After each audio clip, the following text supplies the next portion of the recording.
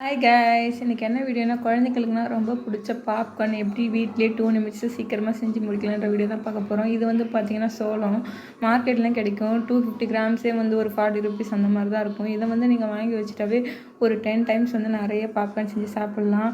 நான் வந்து அந்த மாதிரி வாங்கி வச்சு வெயில் வந்து காய வச்சுக்கிட்டேன். இப்போ வந்து ஒரு குக்கர் வச்சுக்கலாம்.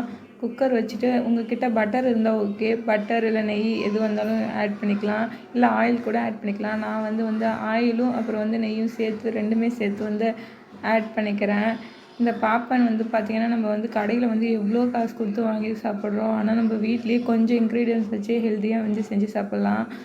இது பார்த்திங்கன்னா நான் வந்து நெய் போட்டுட்டு அந்த ட்ரை காணி போட்டு சால்ட்டு, உங்களுக்கு எதனா மசாலா பொடி வேணும்னா நீங்கள் போட்டுக்கலாம். நான் வந்து குழந்தைங்க சாப்பிட்ற போகிறது எதுவும் போடலை, மஞ்சத்தூள் மட்டும் போட்டிருங்க.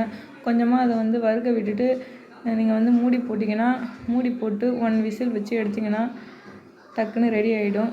இந்த வீடியோ பிடிச்சிருந்தால் லைக் பண்ணுங்கள். நெக்ஸ்ட் வீடியோவில்